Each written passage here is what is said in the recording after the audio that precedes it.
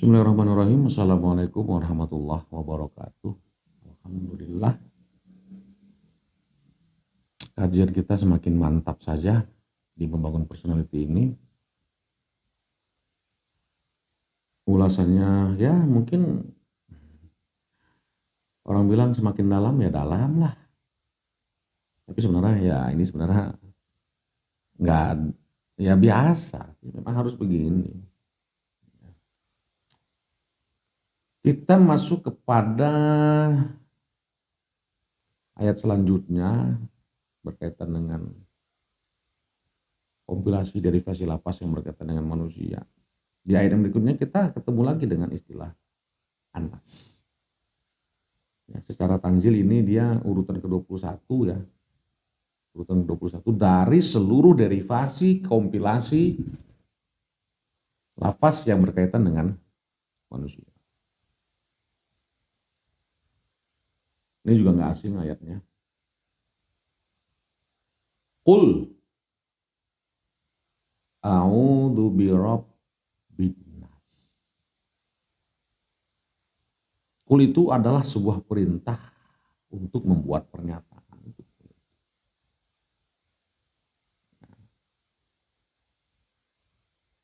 A'udzu birabbin nas, malikin nas, ilahin nas. Nah, ini perlu kita urai lebih detail lagi. Tentunya ini ada dua lafaz yang berbeda tapi diartikan sama. Rabbin nas diartikan Tuhan manusia. Ilahin nas artinya juga sama, Tuhan manusia juga. Sahabat-sahabat pernah nggak memperhatikan ini? Atau pernah nggak ulama atau ustadz atau kiai manapun yang menerangkan tentang perbedaan dua kata ini antara Rob dengan ilah? Seperti ini jarang sekali. Mungkin baru di Kami Bukan Tuhan yang membahas ini. Bukan artinya saya membanggakan diri, tidak. Itu maka saya sudah katakan saya menyampaikan sesuatu yang memang belum pernah dikaji. Nah, porsi saya itu, saya tidak akan mengkaji porsi yang sudah dikaji oleh ustadz lain atau ulama lain atau kiai lain.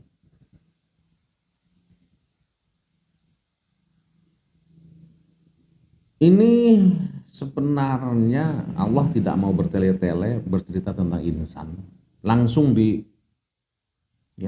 ditutup sebenarnya di sini.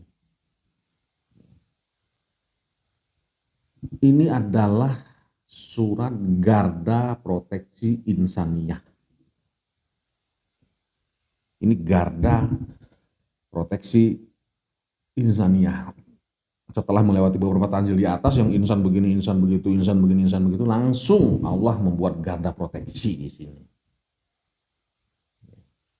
Kalau terjadi lagi dimensi insan, maka harus kembali kepada Rabbin nas, malikin nas, ilahin nas. Kembali kepada rububiyahnya Allah, kembali kepada mulkiyahnya Allah, dan kembali kepada uluhiyahnya Allah. Makanya a'udzu birabbin nas. Ada bargaining possession di sana. Inilah yang juga ingin dimiliki oleh manusia sebenarnya. Ya, tiga ini, rububiyah, mulkiyah, uluhiyah. Disinilah bertempurnya antara manusia dengan Tuhan. Disinilah bertempurnya antara manusia dengan penciptanya. Ini tiga elemen ini. Jadi Allah tidak mau bertele-tele. Makanya masalah humanity, masalah kemanusiaan sudah ditutup di ayat ini. Secara primordial, fitrah manusia itu sudah punya bibit ini, bibit rububiyah, bibit mulkiyah, dan bibit uluhiyah. Tapi bila tidak diadakan, ya, maka manusia akan menjadikan manusia lainnya sebagai RMU-nya, sebagai robnya, sebagai maliknya, sebagai ilahnya. Kalau tidak ada Allah, maka manusia akan menjadikan tiga elemen ini menjadi Tuhannya. Atau menuhankan dirinya sendiri. Cuman itu kemungkinannya. Nah, selama manusia masih demikian, ya, maka ia selamanya akan berada pada min syarril waswasil khonnas. Sampai kapanpun manusia akan berada dalam titik syar. Ya. Syar itu apa? Syar itu sebuah mindset negatif dan was-was atau keraguan, ya, atau keraguan. Yuwaswisu fi sudurin nas, yang mewaswasi sudurnya, batinnya. Nah, sebab rububiyah, mulkiyah, uluhiyah manusia itu tidak mungkin. Ya, makanya selang satu surat langsung ketemu dengan qul huwallahu ahad. Gitu. Jadi apa bedanya antara Rob dengan ilah? Nah, ini saya klarifikasi nih ya. Saya klarifikasi, saya sampaikan sebuah data yang lebih detail untuk menerjemahkan tentang Rob ini. Jadi bukan hanya Tuhan, bukan apa ya. Tuhan menerjemahkan Rob dengan istilah Tuhan ini tidak representatif, karena Tuhan itu adalah dari analogi Plato. Gitu. Maka untuk menerjemahkannya, siapa yang pantas menerjemahkan Quran? Ada yang berkata seperti itu. Yang pantas menerjemahkan Quran adalah Quran itu sendiri. Loh, kok bisa Quran menerjemahkan dirinya sendiri? Ya bisa lah. Siapa yang tahu siapa diri kita? Yang tahu siapa diri kita adalah kita, kan nggak mungkin orang lain. Nah, bagaimana cara Quran menerjemahkan dirinya? Dia menerjemahkan dirinya lewat ayat lain. Ya, misalnya kata Rob ini. Ya, di surat Al-Isra ada sebuah kalimat yang menerjemahkan dari Rob ini. Rabbighfirli Allahumma firli wali walidayya warhamhuma kama Rob bayani saghira. Tuh. Itu kata Rob ini pakainya. Yang diterjemahkan dengan sebagaimana dia telah mendidik kami, sebagaimana dia telah mengasuh kami, ya, sebagaimana dia telah mengasah kami sejak kecil. Nah, jadi takrif Rob itu adalah berdasarkan ayat itu bisa artinya pendidik, ya kan, pengasuh, pengatur, yang dipersonifikasikan oleh orang tua kita. Begitu. Jadi orang tua itu adalah perpanjangan tangan dari Rob, perpanjangan tangan dari Allah sebagai pentarbiyah kalau orang tuanya soleh. Gitu. Siapa contoh orang tua yang soleh itu? Ibrahim. Ya kan, Ibrahim itu artinya orang abi yang rohim. Gitu. Dia mengajarkan, ya, mendidik anaknya, mengasuh anaknya itu sesuai dengan ajaran-ajaran Allah. Sementara kita ini dididik oleh siapa? Nah, itu makanya a'udzu birabbin nas. Kita harus membuat proteksi dari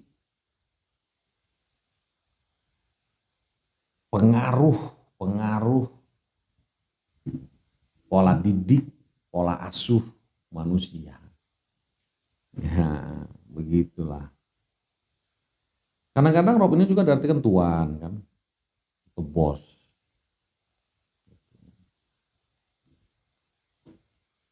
Itu bedanya. Jadi Rob itu adalah pendidik, pengatur, pengasuh. Nah, jadi Allah itu pendidik ya. Alhamdulillahi Rabbil Alamin. Segala puji bagi Allah sebagai pengasuh alam semesta ini, sebagai pengatur alam semesta ini, bukan Tuhan. Terus apa bedanya dengan ilah? Kalau ilah itu sudah kita kaji dulu atau nggak tahu di sini. Jadi ilah itu ada 3. Ada ilah Hawa, ada ilah Ana, ada ilah Asnam. Hawa itu adalah keinginan. Ar-ra'aytal lazi man ittakhadha ilahahu hawahu. Quran sendiri menerjemahkannya. Makanya dibutuhkan kompilasi gitu. Terindikasikan olehmu orang-orang yang menjadikan hawanya itu sebagai ilahnya. Keinginan kita ini sangat bisa berpeluang menjadi ilah. Sangat berpeluang menjadi Tuhan kalau diartikan Tuhan gitu kan. Anak kita ma ilahin min ghairi kata Firaun tuh enggak ada ilah selain aku katanya. Keakuan. Jadi pengakuan Tuhan Firaun itu sudah sering saya katakan, pengakuan Tuhan Firaun itu artinya bukan Tuhan sebagai pencipta, bukan, tapi yang diwujudkan dalam bentuk egonya. Juga asnam, benda-benda materi, ya, produk-produk teknologi itu bisa dilihat. Nah, yang namanya tauhid uluhiyah manifestasinya ya ubudiyah, pengabdian. Konkretnya yang menjadi Abdullah, menjadi hamba Allah. Ya, jadi secara implisit di ayat ini Allah menyuruh, Allah mengajarkan kepada si A ini, yang aku kan, A itu artinya aku kan, nah, agar berhenti menjadi manusia. Ya, dengan akidah rububiyah, dengan akidah mulkiyah, dengan akidah uluhiyah. Jadilah Abdullah. Berhenti menjadi manusia. Nah, begitu sahabat-sahabat sekalian. Karena wa ma khalaqtul jinna wal insa illa liya'budun. Aku tidak menciptakan jin dan manusia kecuali untuk, nah ini ada di sini. Minal jinnati wan nas. Jadi yang mewaswasi kita itu adalah dari dimensi jin dan dari dimensi kemanusiaan kita sendiri. Nanti kapan-kapan kita bicara tentang jin apa. Yang jelas jin itu bukan gundurwo. Ya, demikian. Assalamualaikum warahmatullahi wabarakatuh.